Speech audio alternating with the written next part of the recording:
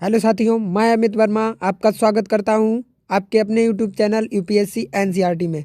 साथियों, आज इस वीडियो में हम class 10 science NCERT chapter number 8 का भाग 2 पढ़ने वाले हैं। साथियों, इसका प्रथम भाग हम पहले ही वीडियो में पढ़ चुके हैं। यदि आपने अभी तक हमारे प्रथम भाग को नहीं देखा है तो आप क्लास 10 साइंस एनसीईआरटी प्लेलिस्ट में जाकर प्रथम भाग को भी देख लें। तो आइए दोस्तों, शुरू करते हैं आज का अपना सेकंड पार्ट। साथियों, आज हम पढ़ने वाले हैं मानव में प्रजनन। तो दोस्तों, मानवों में लैंगिक जनन होता है। जितने भी मानव होते हैं उनमें सभी में क्या होता है? लैंगिक जनन होता है, ना कि अलैंगिक जनन। अब बात करते हैं कि लैंगिक परिपक्वता क्या होती है। तो दोस्तों, जीवन का वह काल जब नर में शुक्राणु तथा मादा में अंड कोशिका का निर्माण शुरू हो जाता है, तो इस किशोरावस्था को की इस अवधि को हम यौवना आरंभ कहते हैं। तो जीवन का वह काल जब नर में शुक्राणु तथा मादा में अंड कोशिका का निर्माण शुरू हो जाता है, तो उसे हम लैंगिक परिपक्वता कहते हैं। और इस किशोरावस्था की इस अवधि को हम यौवना आरंभ कहते हैं। अब बात करते हैं कि यौवना आरंभ आने पर किशोरों में क्या परिवर्तन देखने को मिलते हैं, लड़कियों में क्या परिवर्तन देखने को मिलते हैं तथा लड़कों में क्या परिवर्तन देखने को मिलते हैं। तो पहले हम बात करते हैं किशोरों में, जो कि एक समान यानी कि लड़के और लड़कियों दोनों में एक समान परिवर्तन पाए जाते हैं। पहला परिवर्तन है कांख व जननांग के पास गहरे बालों का उगना। तो यानी कि लड़के और लड़कियों दोनों में कांख एवं जननांग के पास, जननांग मीन्स पेट के थोड़ा नीचे का जो भाग है, जनन अंग है हमारे शरीर का, यानी गुप्तांग है, उसके जो नीचे के पास जो है गहरे बालों का उगना, यानी कि रंग जो है उनका काला हो जाना और गहरे बालों का उगना। ठीक है। त्वचा का तैलीय होना तथा मुहासों का निकलना। त्वचा तैलीय होने लगती है और मुंह पर मुहासे निकलते हैं, दाने निकलने लगते हैं। अब बात करते हैं, ये तो परिवर्तन थे लड़के एवं लड़कियों दोनों में। ठीक है। अब बात करते हैं लड़कियों में कौन से परिवर्तन देखने को मिलते हैं। तो साथियों, लड़कियों में स्तन के आकार में वृद्धि होने लगती है। जो वेस्ट होता है हमारा, वृष्ट होता है यानी कि सीना होता है, वहाँ पर स्तन पाए जाते हैं लड़कियों में और उनके स्तन के आकार में वृद्धि होने लगती है। रजोधर्म होने लगता है। साथियों, ये रजोधर्म जो है एक मासिक क्रिया होती है जिसको मासिक धर्म भी बोलते हैं। ये जो है प्रत्येक महीने में एक बार होती है और ये 4 से 5 दिन तक चलती है। ठीक है। इसमें जो है इस क्रिया में लेडीज के शरीर से, जननांग से, ठीक है, योनि से रक्त तथा म्यूकस जैसी चीज़ें निकलती हैं। अब बात करते हैं लड़कों में क्या परिवर्तन देखने को मिलते हैं। यौवना आरंभ में लड़कों में क्या परिवर्तन देखने को मिलते हैं। तो नंबर 1 है चेहरे पर दाढ़ी मूछ का निकलना। तो चेहरे पर दाढ़ी मूछ निकलने लगती है। आवाज़ का फटना, यानी कि आवाज़ फटने लगती है, यानी कि आवाज़ हल्की भारी होने लगती है। ठीक है। तो ये थे लड़के एवं लड़कियों में यौवना आरंभ के संकेत कि यौवना आरंभ शुरू हो चुका है। ये परिवर्तन संकेत देते हैं कि लैंगिक परिपक्वता हो रही है, यानी कि यौवना आरंभ शुरू हो चुका है। अब बात करते हैं नर जनन तंत्र की। तो साथियों, पहले हम बात करेंगे वृषण की। तो पहले हम इसको देख लेते हैं नोट्स के माध्यम से, फिर अभी हम नीचे चित्र के माध्यम से आपको अच्छे से समझाने की कोशिश करेंगे। वृषण उदर गुहा के बाहर वृषण कोश में उपस्थित होते हैं। वृषण कोश तापमान तुलनात्मक रूप से कम होता है, जो शुक्राणु बनने के लिए आवश्यक है।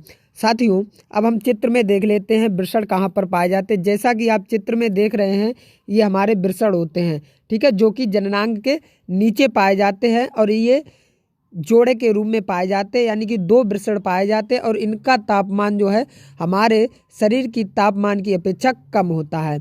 और इसी कम तापमान की वजह से ये वृषण जो हैं हमारे जो शरीर का जो वीर्य होता है उसको बनाने में हमारी मदद करते हैं, युग्मनज की बनाने में मदद करते हैं। ठीक है। अब आगे नेक्स्ट पॉइंट देख लेते हैं।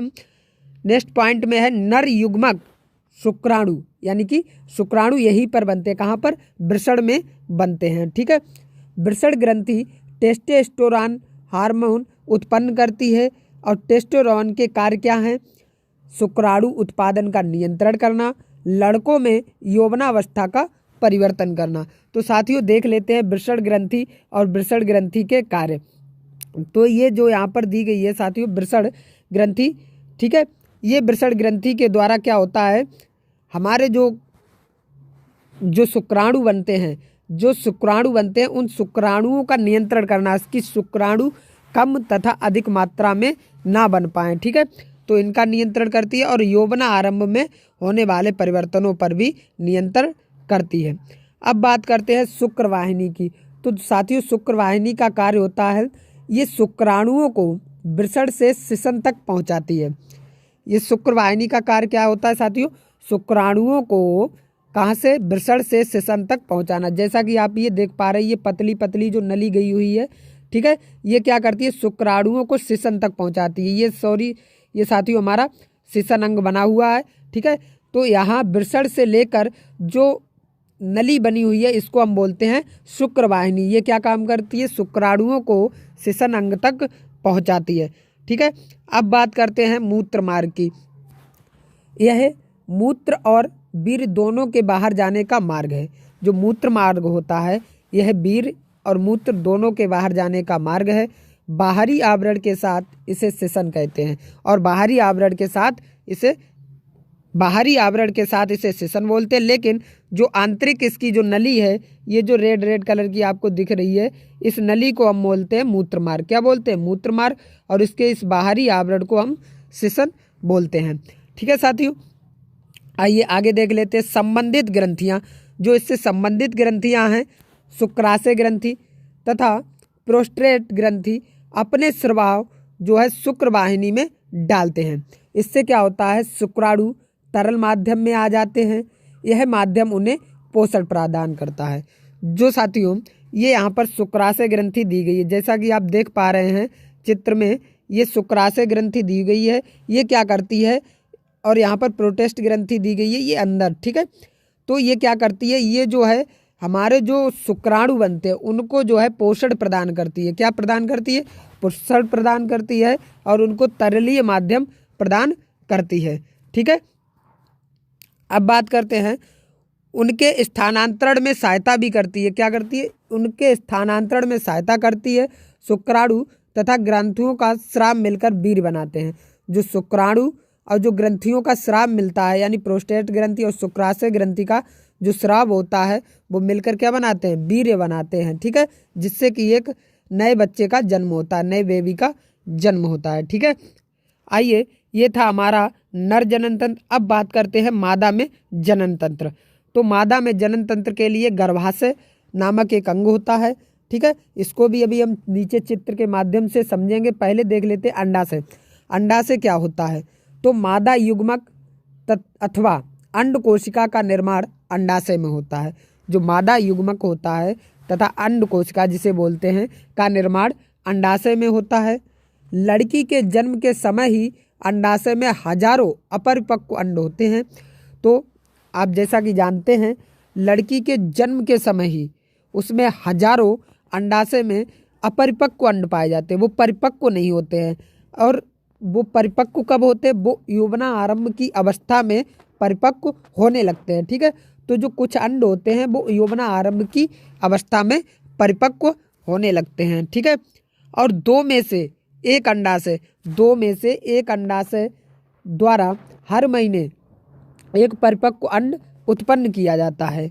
अंडाशय एस्ट्रोजन व प्रोजेस्टेरोन हार्मोन भी उत्पन्न करता है।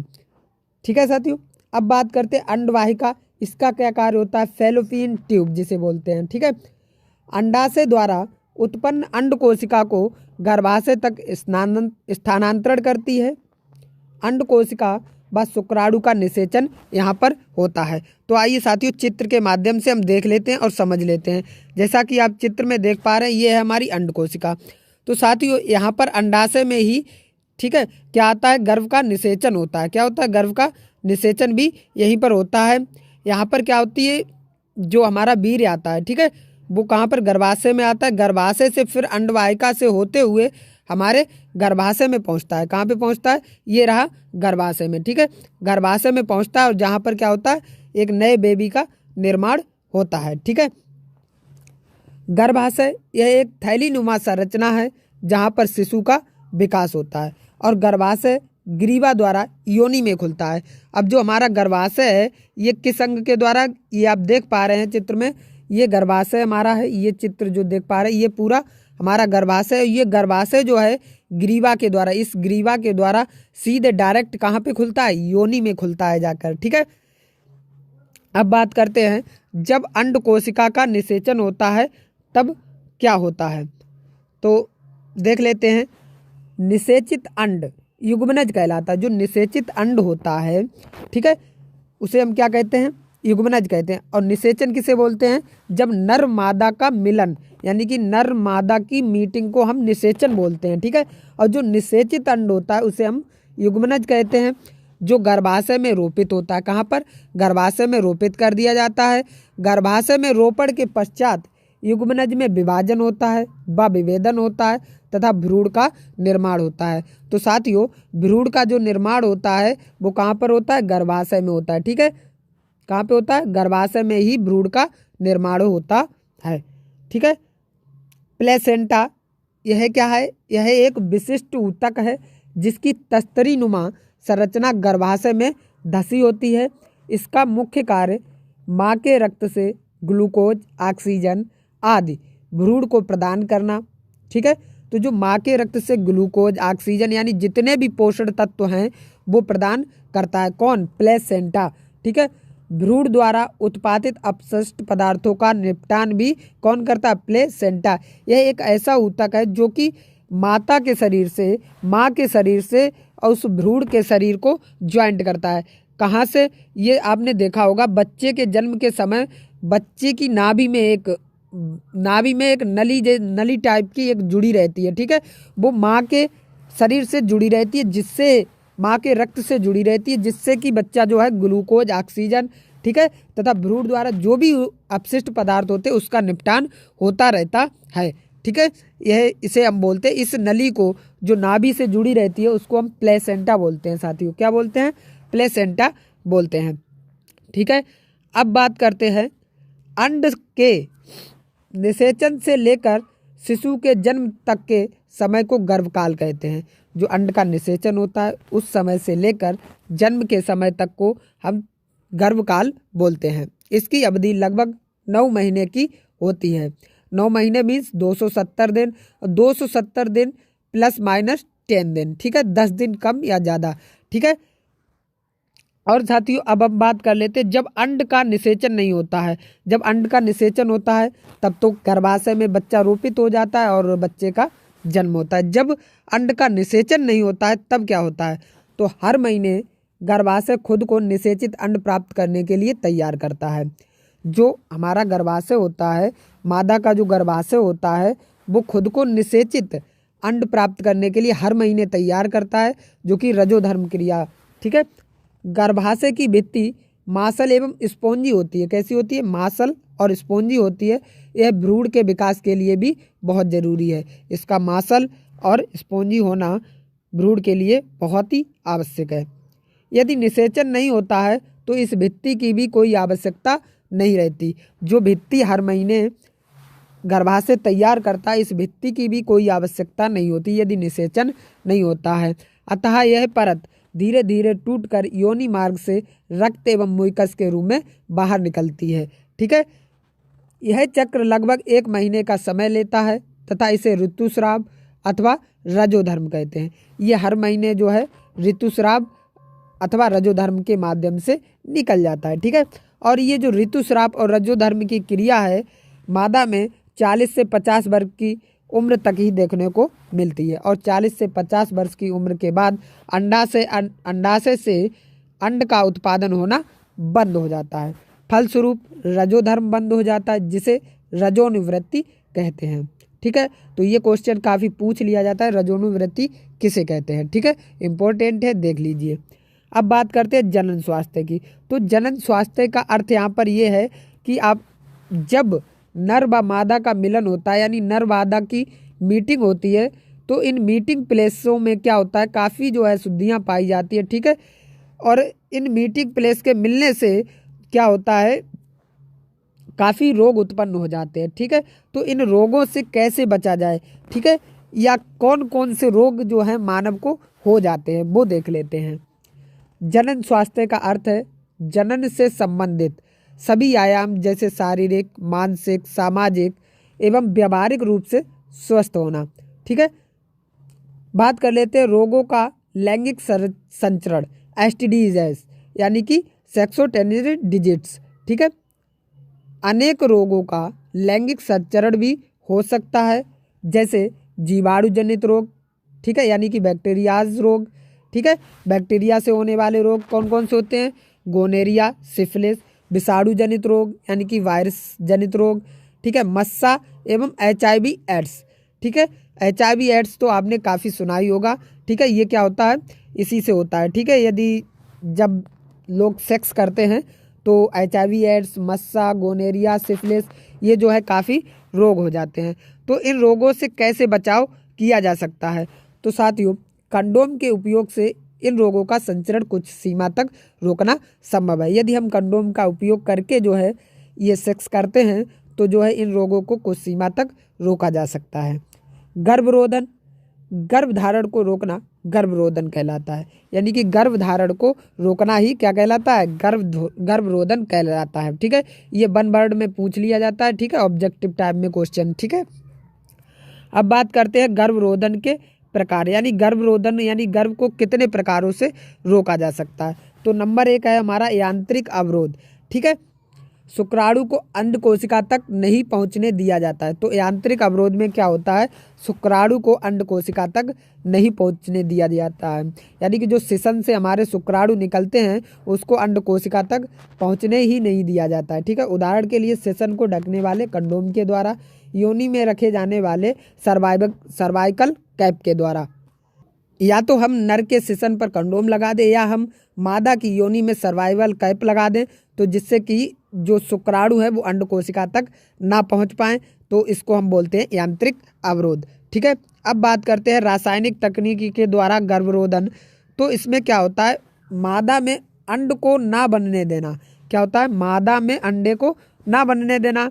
इसके लिए दवाई ली जाती है जो हार्मोन के संतुलन को परिवर्तित कर देती है, और इससे क्या होता है, अंड नहीं बन पाता है, मादा में अंड का निर्माण नहीं हो पाता। इनके अन्य विपरीत प्रभाव भी हो सकते हैं, यानी कि ये जो है काफ़ी जो है प्रभाव दिखाती है, अपने रिएक्शन दिखाती है। ठीक है, इसलिए जो है इससे जो है दवाई लेना उचित नहीं है। इससे अच्छा है कि आप जो है यांत्रिक जो अवरोध है वो लगा सकते हैं, यानी कि सर्वाइकल कैप का उपयोग कर सकते हैं, कंडोम्स का उपयोग कर सकते हैं।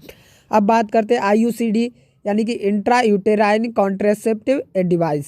ठीक है, कॉन्ट्रासेप्टिव डिवाइस की, तो ये क्या होता है, लूप या कॉपर टी को गर्भाशय में स्थापित किया जाता है जिससे कि गर्भधारण नहीं होता है। तो इसकी जो अवधि होती है लगभग 2 साल 5 साल। ठीक है, तो 2-5 साल तक आपको सेक्स करने से कोई भी नुकसान नहीं होगा और गर्भ भी धारण नहीं होगा। ठीक है, शल्य क्रिया तकनीक, ये जो है आप लोग तभी अपना सकते हैं इसके बाद जो है शल्य क्रिया तकनीक अपनाने के बाद आप जो है उस नर या मादा के द्वारा जिसमें आपने ये तकनीक अपनाई है उससे आप बच्चा पैदा नहीं कर सकते।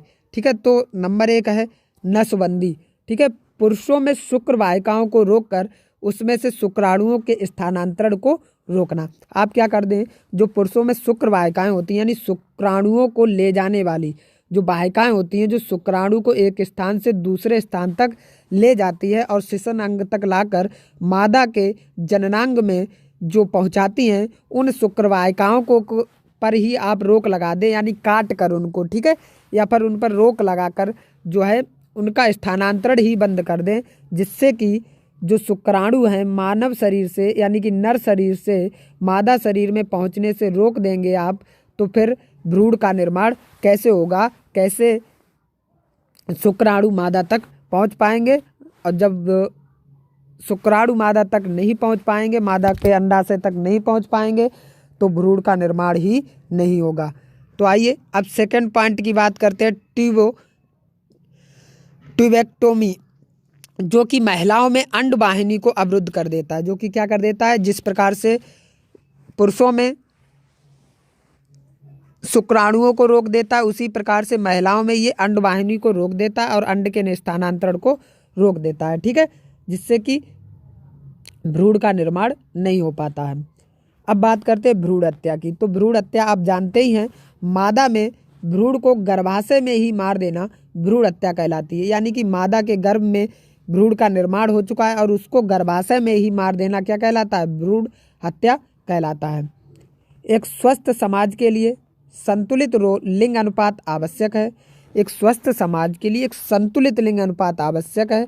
यह तभी संभव होगा जब लोगों में जागरूकता फैलाई जाएगी व भ्रूण हत्या तथा भ्रूण लिंग निर्धारण जैसी घटनाओं को रोकना होगा।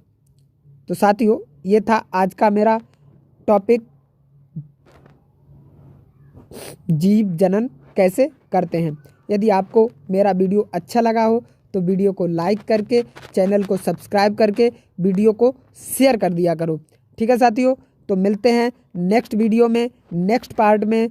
तो साथियों, इस वीडियो को देखने के लिए बहुत बहुत धन्यवाद।